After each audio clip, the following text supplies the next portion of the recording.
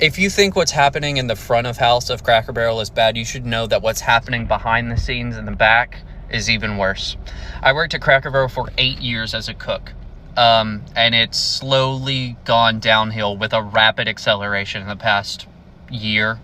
Let's start with biscuits. You can see here, they're frozen now. What they used to do is I used to make these pans of biscuits every day for like an hour. That's how long they would last because we went through them.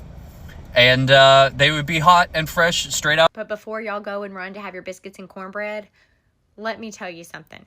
56 years ago, Danny Evans, the founder of Cracker Barrel, and my grandfather, Ollie Qualls, got together and decided it would be a cool idea to put a game on Cracker Barrel's table. Yes, it takes just a small mistake for downfall of a company. Cracker Barrel is struggling to clean up the mess they caused years ago, but it is not stopping anytime soon. I see a lot of people pouring out videos upon videos. Extremely concerning. There is this man, I don't know, when you take a look at this man worked at Cracker Barrel for 8 years as a cook. He's exposing all their secret. He provides photo evidence of his claims. I have seen workers of this company coming out with different things. I'm not reporting this video to cancel people's mind about this company. You have the decision to choose. Days ago, we saw them secretly removing pride flag their website. I decided not to report on this topic, but when I saw this video, it is important. I show you what is going on. If you think what's happening in the front of house of Cracker Barrel is bad, you should know that what's happening behind the scenes in the back is even worse. I worked at Cracker Barrel for 8 years as a cook, and it's slowly gone downhill with a rapid acceleration in the past year. Let's start with biscuits. You can see here, they're frozen now. What they used to do is I used to make these pans of biscuits every day for like an hour. That's how long they would last because we went through them.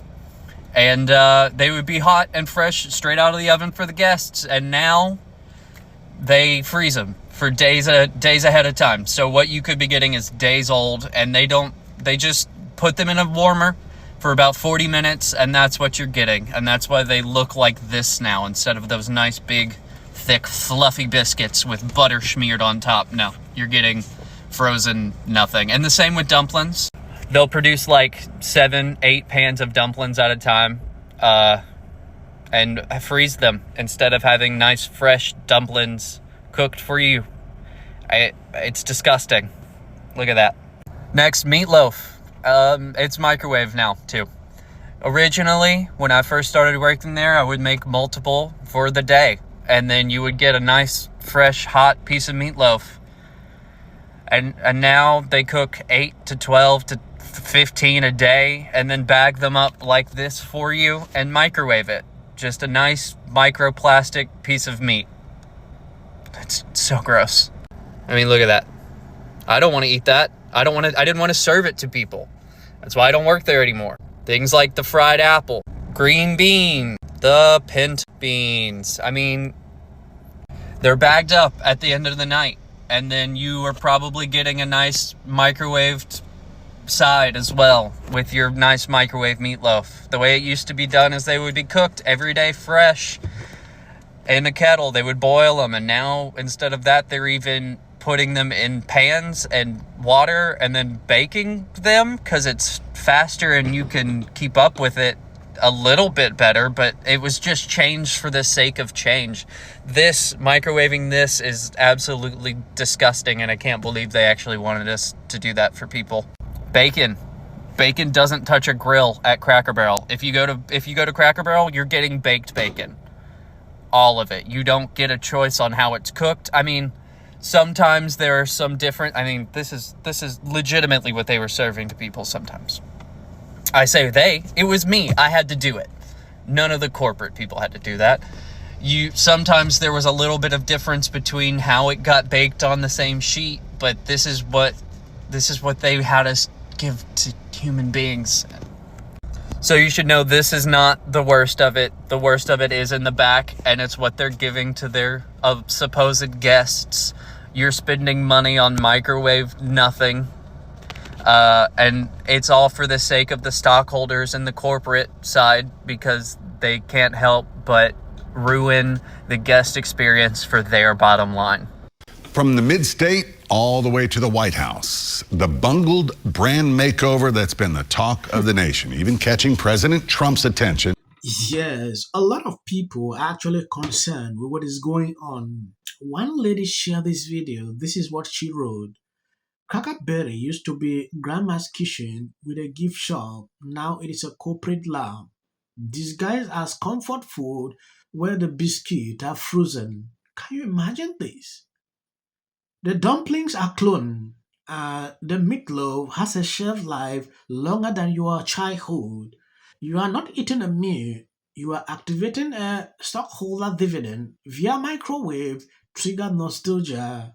The bacon bake, the cider bake, the microplastic are seasoned with just enough butter to fool your memory. And the saddest part, you are not mad. You are just tired enough to call it dinner anyway. This isn't a restaurant. It is a stimulation checkpoint. Hmm. I saw this tweet. I was actually, moved. Because the person put this out in a way that if you understand what she was struggling to put here on this tweet, thanks a lot. Let me tell you something.